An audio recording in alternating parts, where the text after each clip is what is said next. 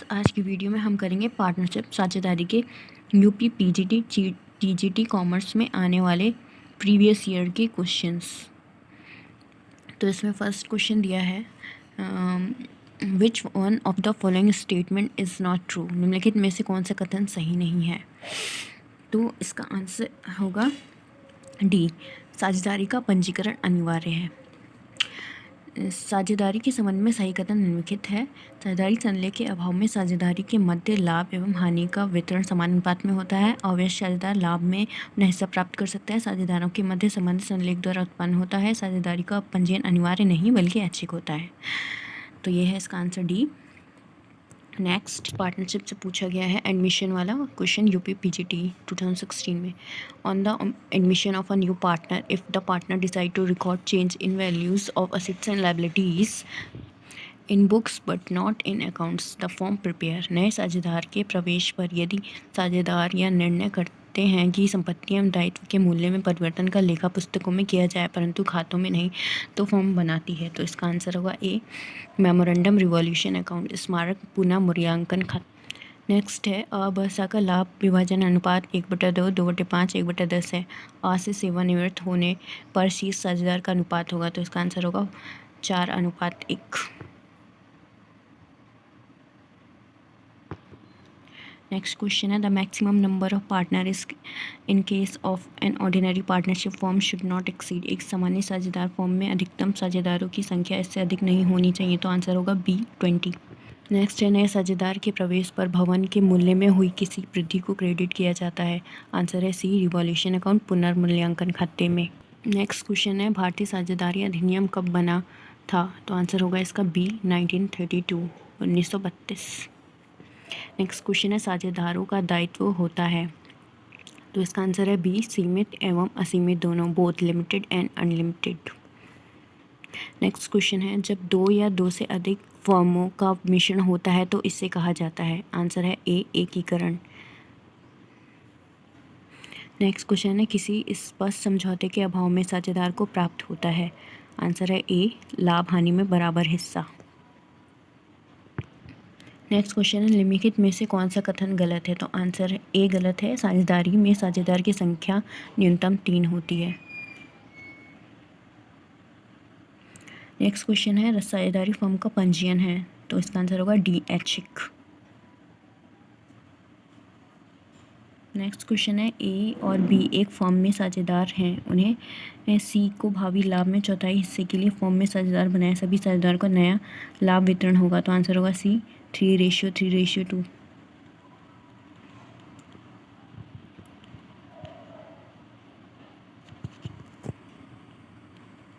Next question है, ए एवं B एक फर्म में 3:2 के साझेदार हैं। सी का प्रवेश लाभ के 1/5 भाग में लिए होता है तथा वह 10,000 रुपये पूंजी लाता है। बी की समायोजित पूंजी होगी।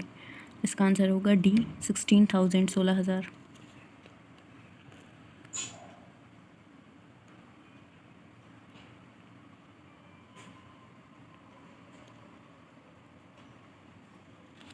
नेक्स्ट है, एक फॉर्म में साझेदार। तो इसका आंसर होगा डी, बाहरी व्यक्ति को अपना हित सभी साझेदारों की स्वीकृति से हस्तांतरित कर सकता है। राजा और राम साझेदार थे जो लाभ हानि का विभाजन 3:1 के अनुपात में करते थे। अशोक को लाभ में 1/4 भाग के लिए फॉर्म में प्रवेश दिया गया। नया अनुपात होगा। तो इसका आंसर होगा ए, 9:3:4।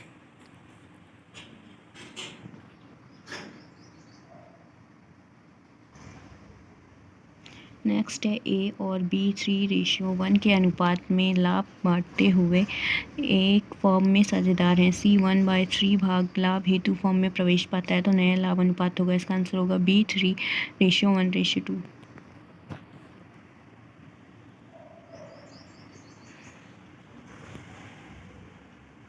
नेक्स्ट क्वेश्चन है, ए और बी एक व्यवसाय के लाभ का विभाजन 3:2 के अनुपात में कर रहे थे। उन्हें सी को प्रवेश कराने का निर्णय लिया। सी जो ए से उसके लाभ का 1/3 तथा बी से उसके लाभ का 1/2 भाग प्राप्त करता है। नया लाभ विभाजन अनुपात होगा। आंसर होगा इसका बी, 2:1:2।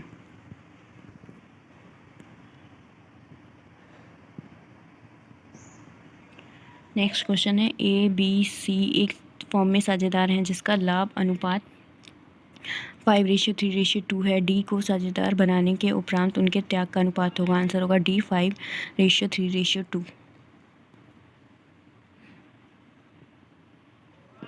नेक्स्ट क्वेश्चन है एक्स एवं वाई 2:1 के अनुपात में लाभ विभाजन करते हैं। वे जेड को 1/4 भाग के लिए फॉर्म में प्रवेश देते हैं जिसके लिए वह अपने हिस्से की पूंजी 12,000 रुपये फॉर्म में ले आता है अतः वाई की समायोजित पूंजी होगी। तो आंसर होगा डी 12,000 रुपये।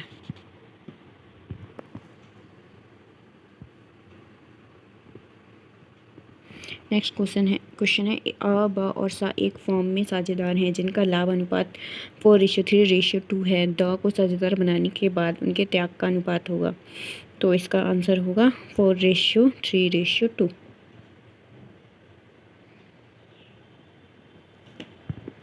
नेक्स्ट क्वेश्चन है ए तथा बी साझेदार हैं जो 3:1 के अनुपात में लाभ हानि विभाजित करते हैं। वे सी को फॉर्म में प्रविष्ट करने में सहमत हुए। सी को भविष्य में लाभ 1/4 भाग दिया जाता है जिससे वह ए तथा बी से 2:1 अनुपात में प्राप्त करता है। नया लाभ विभाजन अनुपात होगा। आंसर होगा बी 7:2:3।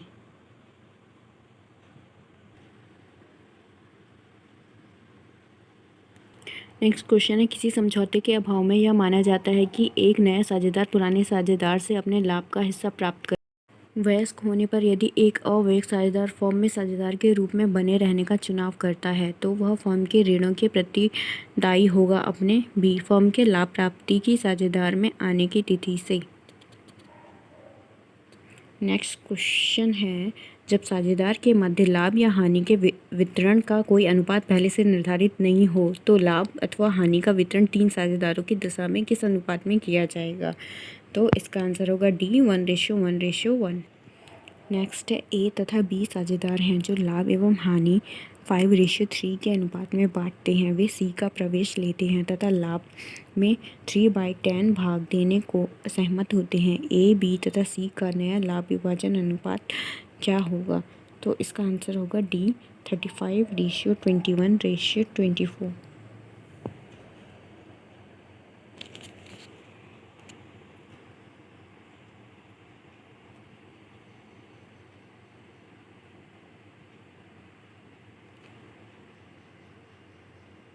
नेक्स्ट क्वेश्चन है जगदीश और ब्रज 3:2 के अनुपात में लाभ वितरण के साझेदार हैं।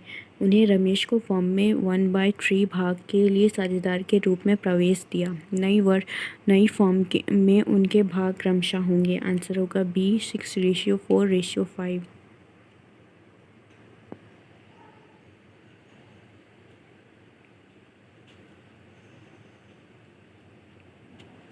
नेक्स्ट है WXY साझेदार हैं। उन्होंने जेड को इस शर्त पर साझेदार बनाया कि उसका लाभ में भाग 10,000 रुपये प्रतिवर्ष से कम नहीं होगा। लाभ का विभाजन 4:3:3:2 के अनुपात में होगा। यदि वर्ष का लाभ 48,000 रुपये है तो लाभ का विभाजन प्रत्येक साझेदार में किस प्रकार होगा। इसका आंसर होगा ए।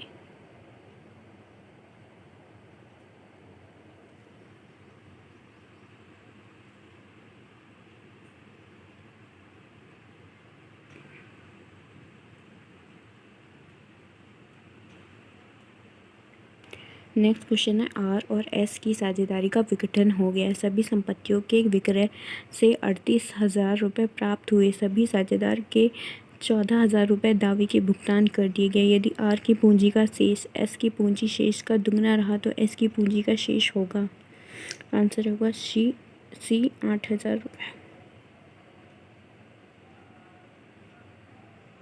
तो इस पार्टनरशिप के क्वेश्चन यहीं ख़त्म होते हैं।